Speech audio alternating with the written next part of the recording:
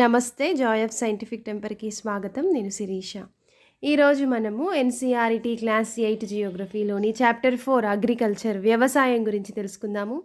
చాలా important topic. So కొంచెం కేర్ఫుల్గా నేర్చుకుందాము. అగ్రికల్చర్ వ్యవసాయము. ఈ అగ్రికల్చర్ అనే పదము లాటిన్ వర్డ్ అగ్రి ఆర్ అగెర్ అనే ఒక వర్డ్ నుంచి తీసుకొని వచ్చారు. అగ్రి అంటే ఏంటి అంటే సాయిల్, మట్టి అని అర్థము. కల్చర్ అంటే ఏంటి అంటే కల్టివేషన్, అంటే సాగు చేయటం, అంటే సాయిల్లో మనము సాగు చేస్తున్నాము అని అర్థం అగ్రికల్చర్ అంటే. అయితే ఈ అగ్రికల్చర్ ఒక ప్రైమరీ యాక్టివిటీ. మనకి ఏవైతే యాక్టివిటీస్ ఉన్నాయో అవన్నీ కూడా ప్రైమరీ యాక్టివిటీస్, అంటే ప్రాథమిక కార్యకలాపాలు, ద్వితీయ కార్యకలాపాలు, సెకండరీ యాక్టివిటీస్, అట్లా తృతీయ కార్యకలాపాలు అని అలా డివైడ్ చేసి ఉంది అన్నమాట. ఈ అగ్రికల్చర్ ఏమో ప్రైమరీ యాక్టివిటీ, ప్రాథమిక కార్యకలాపం. ఇది ఏముంటుంది అగ్రికల్చర్లో? పంటలు పండిస్తారు. ఏం పండిస్తారు అంటే పండ్లు, కూరగాయలు, ఇంకా గ్రెయిన్స్, ధాన్యము, పువ్వులు, ఇంకా ఈ లైవ్ స్టాక్ అంటే పశువులను మేపటం, వాటిని పెంచటం కూడా అగ్రికల్చర్ కిందికే వస్తుంది. మన ప్రపంచంలో 50% మంది ఈ అగ్రికల్చర్ పైనే డిపెండ్ అయ్యి ఉన్నారు. మన భారతదేశంలో 2/3 ఆఫ్ పాపులేషన్ ఈ వ్యవసాయం పైనే ఆధారపడి ఉంది. అయితే ఇంకా చూద్దాము ఏముంది ఈ అగ్రికల్చర్ వ్యవసాయంలో అనేది చూద్దాం. The transformation from a plant to A finished product involves 3 types of economic activities. అంటే ఏదైనా ఒకటి మొక్క నుంచి దాన్ని ఒక ఫినిష్డ్ ప్రోడక్ట్గా ట్రాన్స్ఫార్మ్ చేయటంలో 3 ఎకనామిక్ యాక్టివిటీస్ ఉన్నాయి. ప్రధానంగా 4 ఉన్నాయి యాక్చువల్గా అయితే, కానీ ఇక్కడ 8th క్లాస్ జియోగ్రఫీలోనైతే 3 అని చెప్పారు. ఏంటి అంటే ఇప్పుడు మనం ఇందాక చెప్పుకున్నాం primary activities, secondary activities and tertiary activities. Primary యాక్టివిటీస్లో ఏముంటాయని అంటే ఈ న్యాచురల్ రిసోర్సెస్, సహజ వనరులని ఎక్స్ట్రాక్ట్ చేసి బయటికి తీసి దాన్ని ప్రొడ్యూస్ చేయడమే ఉంటుంది. ఇందులో ఎగ్జాంపుల్ అగ్రికల్చర్ ఉంటుంది, ఫిషింగ్, గ్యాదరింగ్, ఇవన్నీ కూడా ప్రైమరీ యాక్టివిటీస్ కిందికి వస్తాయి. సెకండరీ యాక్టివిటీస్ అంటే ఏంటి అంటే వీటిని ప్రాసెస్ చేయటం, అంటే వీటిని కొద్దిగా మోడిఫై చేస్తున్నాం ఈ న్యాచురల్ రిసోర్సెస్ని. డైరెక్ట్గా న్యాచురల్ రిసోర్సెస్ని ఎక్స్ట్రాక్ట్ చేసి ప్రొడ్యూస్ చేస్తున్నాము అని అంటే అది ప్రైమరీ యాక్టివిటీస్ కిందికి వస్తాయి. ఈ ప్రైమరీ యాక్టివిటీస్ని కొద్దిగా మోడిఫై చేస్తున్నాము అని అంటే అవి సెకండరీ యాక్టివిటీస్ కిందికి వస్తాయి. ఫర్ ఎగ్జాంపుల్ ఇప్పుడు మ్యానుఫ్యాక్చరింగ్ ఆఫ్ స్టీల్, మనకి భూమిలో మనం ఎక్స్ట్రాక్ట్ చేస్తాము కొన్ని మినరల్స్ని, దాన్ని కొంచెం మోడిఫై చేసి ఏమైనా వస్తువులను తయారు చేస్తున్నాము అంటే అది సెకండరీ యాక్టివిటీకి కిందికి వస్తుంది. నెక్స్ట్ ఈ క్లాత్ ఉంది, సిల్క్ కానీ కాటన్ కానీ ఉంది, దాన్ని మనము ఆ వనరులని కొద్దిగా దాన్ని మోడిఫై చేసి ఒక క్లాత్గా, ఒక ప్రోడక్ట్గా మార్చుతున్నాము. సో ఈ వీవింగ్ ఆఫ్ క్లాత్ కూడా ఈ సెకండరీ యాక్టివిటీస్ కిందికి వస్తాయి. టెరిషరీ యాక్టివిటీస్ అంటే ఏంటి అంటే ఈ ప్రైమరీ అండ్ సెకండరీ యాక్టివిటీస్కి సేవల ద్వారా సపోర్ట్ చేస్తాయి, మద్దతునిస్తాయి. ఫర్ ఎగ్జాంపుల్ ట్రాన్స్పోర్ట్, రవాణా, ట్రేడ్, వ్యాపారము, బ్యాంకింగ్, ఇన్సూరెన్స్, బీమా, అడ్వర్టైజింగ్ ఎక్సెట్రా, ఇవన్నీ కూడా టెరిషరీ యాక్టివిటీస్ కిందికి వస్తాయి. మరి మన అగ్రికల్చర్ ఏంటి అంటే ప్రైమరీ యాక్టివిటీ. ఓకేనా? Agriculture is a primary activity. Favourable topography of soil and climate are vital for agricultural activity. అంటే ఈ వ్యవసాయం చేయాలంటే దానికి మెయిన్ ఇంపార్టెంట్ ఏంటి అని అంటే favourable topography of soil. Topography అంటే ఏంటి? స్థలాకృతి. టోపోగ్రఫీ ఆఫ్ సాయిల్ అంటే ఏంటి అంటే ఈ మట్టి ఏదైతే ఉందో అది ఫ్లాట్గా ఉందా, ఎత్తువంపులుగా ఉందా, ఎలా ఉంది, ఎలా ఉంటే మంచిగా పండుతాయి పంటలు. సాయిల్ ఫర్టైల్గా ఉండి, సారవంతమైన భూమి ఉండి, ప్లేన్గా ఫ్లాట్గా ఉంటే మనకి వ్యవసాయం చేయడానికి అనుగుణంగా ఉంటుంది. ఇంకొకటి ఏంటి అంటే క్లైమేట్, వాతావరణం కూడా ఎంత ఒక పంట పండాలంటే ఎలా ఉండాలో అలా ఉంటే మంచిగా పంటలు పండుతాయి. అవునా? సో అట్లా favourable topography of soil and climate, ఇవి రెండు కూడా అగ్రికల్చర్ యాక్టివిటీకి చాలా చాలా ఇంపార్టెంట్. ఫార్మ్ సిస్టమ్ అంటే వ్యవసాయ వ్యవస్థ. సిస్టమ్ అంటే ఏంటి? వ్యవస్థ కదా. వ్యవస్థ అంటే ఏంటి? సిస్టమ్ అంటే ఏంటి అంటే మనము ఒక ఇన్పుట్ ఇస్తున్నాము, దానికి ఏదో ఒక ప్రాసెసింగ్ జరుగుతుంది, మనకు ఒక అవుట్పుట్ వస్తుంది అంటే దాన్ని సిస్టమ్ అని అంటారు, ఒక వ్యవస్థ అని అంటారు. సో అగ్రికల్చర్ని, వ్యవసాయాన్ని మనం ఒక వ్యవస్థగా చూడొచ్చు. ఇక్కడ మనం ఇన్పుట్స్ ఏమిస్తున్నాము, పెట్టుబడి ఏమిస్తున్నాము దానికి అని అంటే సీడ్స్, విత్తనాలు నాటుతాము, ఫర్టిలైజర్స్ ఇస్తాము, దానికి పురుగు మందులు ఇన్సెక్టిసైడ్స్ ఇస్తాము, ఇంకా ఫర్టిలైజర్స్ ఇస్తాము, మనం ఎరువులు ఇస్తాము. మిషనరీ కావాలి, అవునా, దున్నటానికి నాగళ్ళు, గొర్రు ఇట్లాంటివి అన్నీ కావాలి. నెక్స్ట్ లేబర్ కావాలి, పని చేసే మనుషులు కావాలి. నెక్స్ట్ ఇందులో కోసం ప్రాసెసింగ్ ఆపరేషన్స్ జరుగుతాయి. ఏంటి అంటే దున్నటం, తర్వాత నాటటం, నీళ్ళని అందించటం, ఇరిగేషన్, నెక్స్ట్ కలుపు తీయటం, ఆ తర్వాత హార్వెస్ట్ చేయటం అంటే పంటని కోయటం. మరి ఇలా చేస్తే ఇన్పుట్స్ మనం ఇచ్చాము, సమ్ ఆపరేషన్స్ చేసాము, మరి అవుట్పుట్ ఏమొస్తుంది అంటే పంటలు వస్తాయి, డైరీ ప్రోడక్ట్స్ వస్తాయి.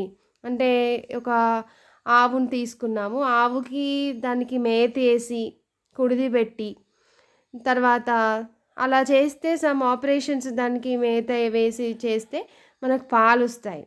నెక్స్ట్ పౌల్ట్రీ ప్రోడక్ట్స్ వస్తాయి. సో మనం ఒక ఇన్పుట్ ఇస్తున్నాము, సమ్ ఆపరేషన్స్ చేస్తున్నాము, జరుగుతుంది, మనకు ఒక అవుట్పుట్ వస్తుంది అంటే దాన్ని సిస్టమ్ అని అంటాం.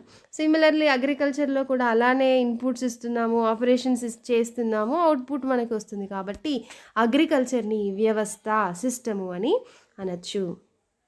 అయితే ఫార్మింగ్లో, ఈ వ్యవసాయంలో చాలా రకాలు ఉన్నాయి. ఏంటి అనేది చూద్దాం ఒక్కొక్కటిగా. First one is subsistence farming and commercial farming. ఏంటి అంటే ఈ రెండు రకాల్లో ఈ ఫార్మింగ్ అనేది మెయిన్గా జియోగ్రఫికల్ కండిషన్స్, అంటే అక్కడ భౌగోళికంగా పరిస్థితులు ఎలా ఉన్నాయి, అక్కడ ఎంత డిమాండ్ ఉంది.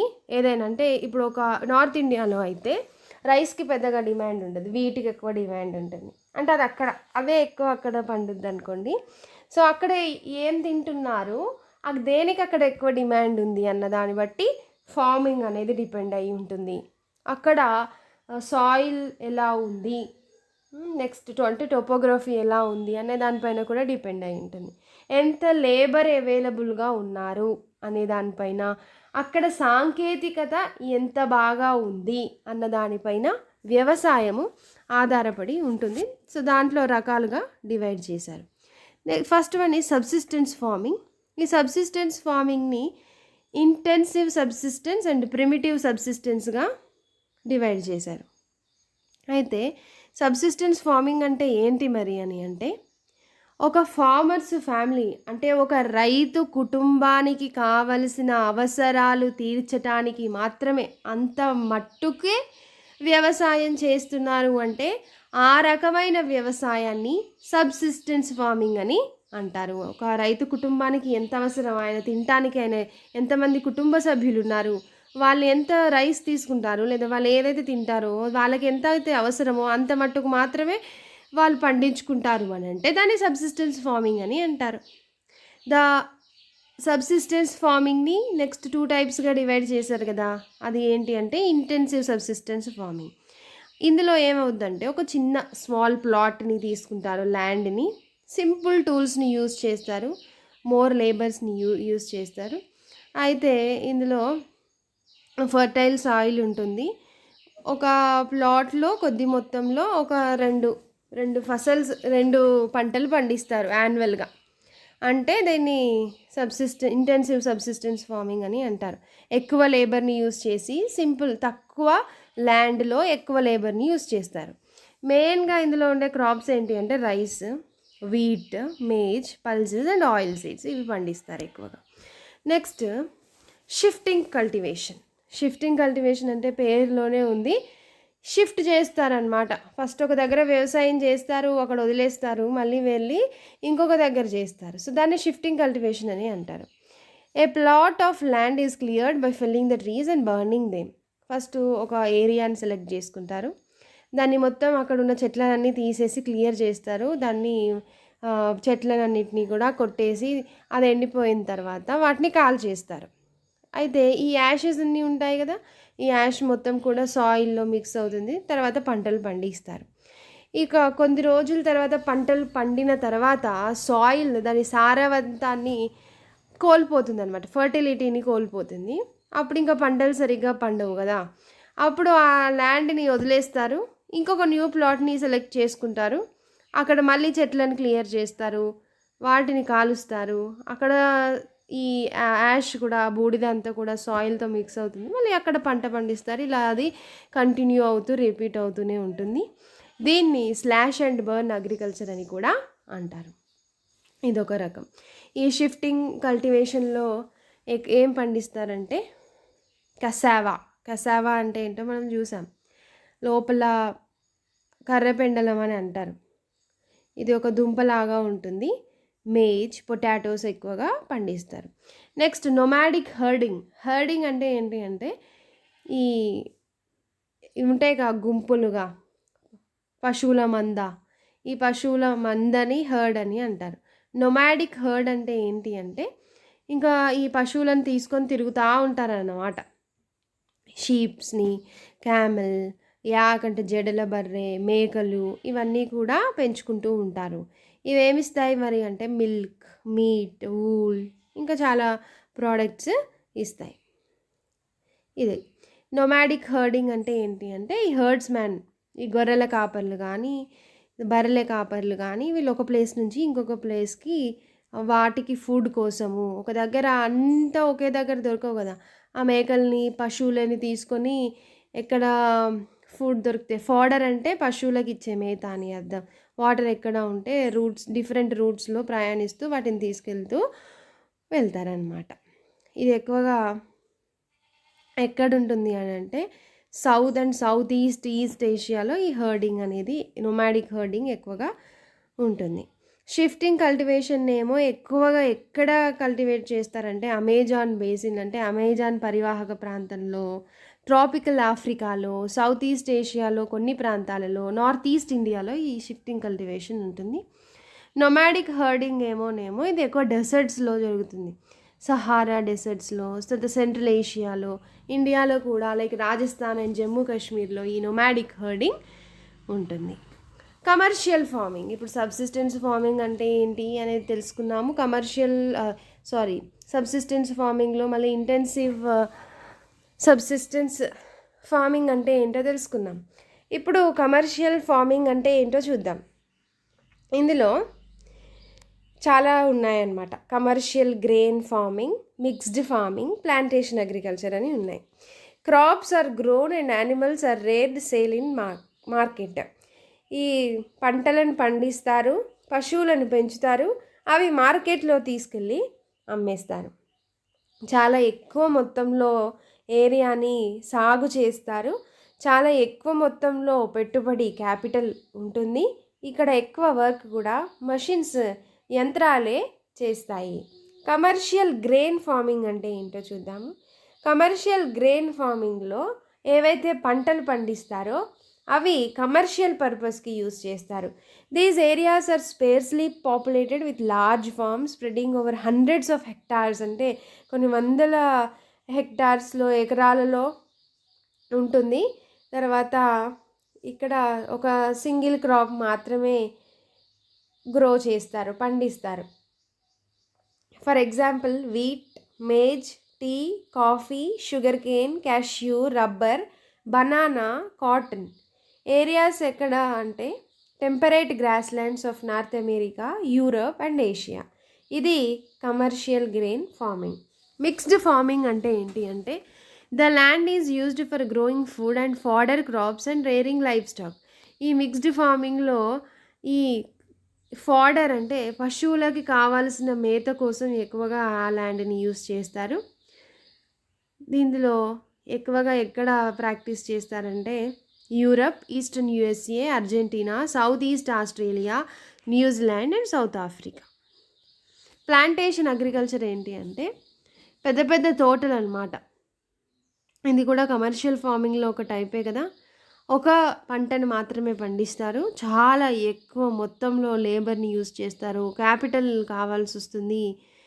అయితే ఇవి ఫ్యాక్టరీస్కి పక్కన, ఫ్యాక్టరీస్లోకి ఏవైతే అవసరమో అవి దానికి కావాల్సినవి పండిస్తారు. ప్లాంటేషన్ తోటలు అన్నమాట. కాఫీ తోటలు, టీ తోటలు ఇవన్నీ ఉంటాయి కదా!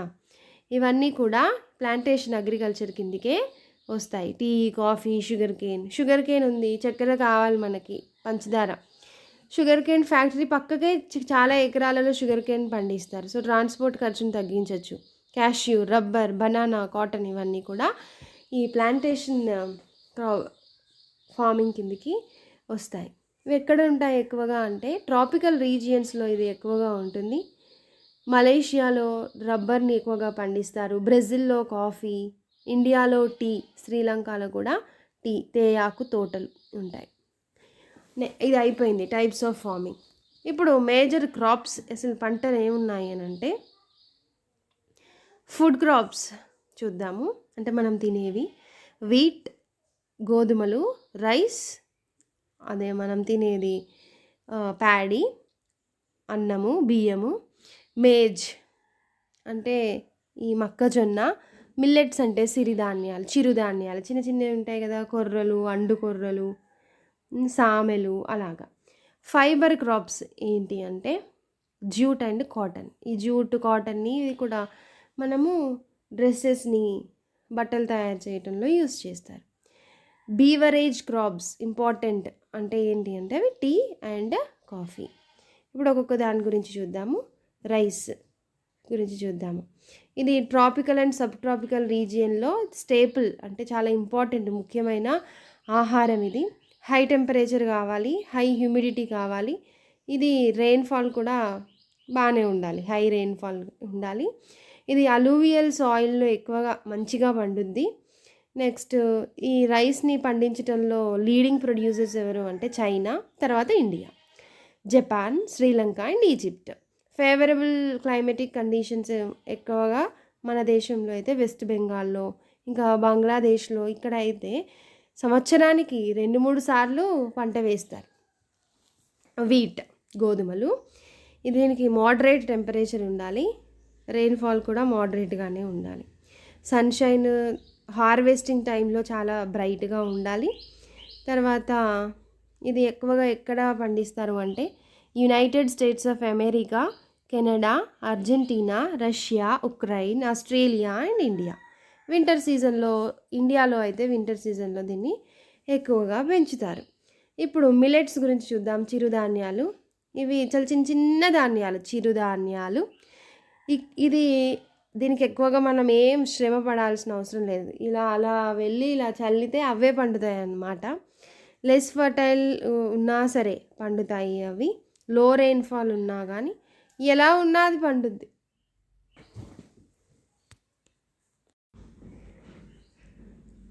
ఇంపార్టెంట్ క్రాప్స్ ఏంటి అంటే మిల్లెట్స్లో జోవార్, బాజ్రా, రాగి ఇవి ఇండియాలో ఎక్కువగా పండిస్తారు. పచ్చజొన్నలు, ఎర్రజొన్నలు, రాగులు ఇవి.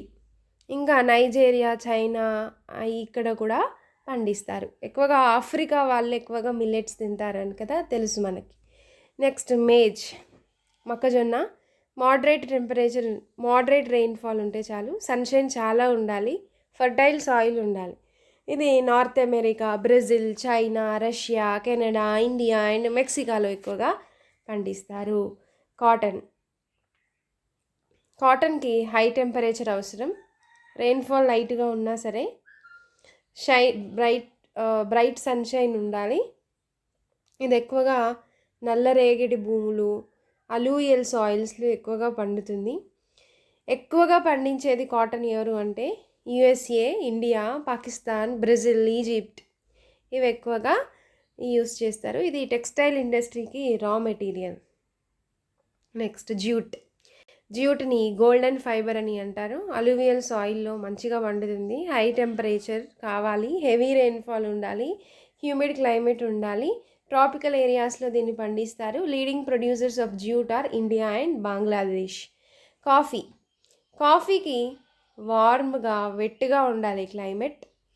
తర్వాత హిల్లీ స్లోప్స్లో అయితే ఎక్కువగా సూటబుల్ అనమాట దీన్ని పండించటం కాఫీని. లీడింగ్ ప్రొడ్యూసర్స్ ఏంటి అంటే బ్రెజిల్, కొలంబియా అండ్ ఇండియా. ఈ టీ ప్లాంటేషన్స్ అంటే తోటలాగా పెంచుతారు. కూల్ క్లైమేట్ దీనికి అవసరము. తర్వాత హై రెయిన్‌ఫాల్ ఇయర్ మొత్తం ఉండాలి. సో, ఇది ఎక్కువగా ఎక్కడ పండిస్తారంటే కెన్యా, ఇండియా, చైనా, శ్రీలంక మంచి నాణ్యమైన టీని ప్రొడ్యూస్ చేయడంలో చైనా, శ్రీలంక, ఇండియా, కెన్యా ఉన్నాయి ప్రపంచంలో. ఇప్పుడు అగ్రికల్చరల్ డెవలప్మెంట్ వ్యవసాయం యొక్క అభివృద్ధి. Efforts made to increase farm production in order to meet the growing demand of the increasing population achieved in many ways, such as increased the cropped area, the number of crops grown, improving irrigation facilities, use of fertilizers, and high yielding varieties of seeds. Ultimate aim of agriculture development is to increase food security. అంటే వ్యవసాయాన్ని ఎలా అభివృద్ధి చేయాలి? రోజు రోజుకి జనాభా పెరుగుతుంది, population increase అవుతుంది. సో డిమాండ్ ఎక్కువగా ఉంది. దాన్ని మనం మీట్ అవ్వాలంటే ఏం చేస్తున్నాము అని అంటే ఎక్కువ మొత్తంలో ల్యాండ్ని కల్టివేట్ చేస్తున్నాము, సాగు చేస్తున్నారు. ఎక్కువ నెంబర్ ఆఫ్ క్రాప్స్ని ఇంక్రీజ్ చేశారు. వాటర్ని ఇరిగేషన్ అంటే వాటర్ ఫెసిలిటీస్ ఎక్కువగా ఇంప్రూవ్ చేశారు. ఫర్టిలైజర్స్ ఎరువులు వాడుతున్నారు. సీడ్స్లో కూడా చాలా వెరైటీ ఆఫ్ సీడ్స్ని, హైబ్రిడ్ సీడ్స్ని, ఎక్కువ మొత్తంలో పంటనిచ్చే సీడ్స్ని యూస్ చేస్తున్నారు. ఎందుకు మరి అగ్రికల్చర్ని డెవలప్ చేయాలంటే అల్టిమేట్గా ఏంటి అంటే ఫుడ్ సెక్యూరిటీని ఇంక్రీజ్ చేయడం కోసం. Developing countries with large population practice intensive agriculture where crops are grown on small holdings mostly for subsistence. Larger holdings are popular for commercial agriculture. Developing countries అయితేనేమో ఎక్కువ జనాభా ఉందనుకోండి, వాళ్ళు పండించిన దాన్ని మొత్తం కూడా వాళ్ళకు కావాల్సిన ఫుడ్ కోసమే, పీపుల్కి ఫస్ట్ ఫుడ్ అందాలి, దానికోసమే యూస్ చేస్తారు ఎక్కువ జనాభా ఉంటే. ఇంకా లేదు తక్కువ జనాభా ఉంది, ఎక్కువ ల్యాండ్ యూస్ చేస్తున్నారంటే ఇంకా వాళ్ళు ఇంకా కమర్షియల్ క్రాప్స్ని ఎక్కువగా గ్రో చేస్తారు. That's it friends. This is about chapter 4 agriculture వ్యవసాయము. నెక్స్ట్ చాప్టర్ 5లో కలుసుకుందాం. That's it friends. నా ఎక్స్ప్లెనేషన్ మీకు నచ్చితే సబ్స్క్రైబ్ చేయండి. పక్కనే ఒక బెల్ ఐకాన్ ఉంటుంది, దానిపైన ట్యాప్ చేయండి. అప్పుడు నేను వీడియో పోస్ట్ చేసిన వెంటనే మీకు నోటిఫికేషన్ వస్తుంది. Thank you.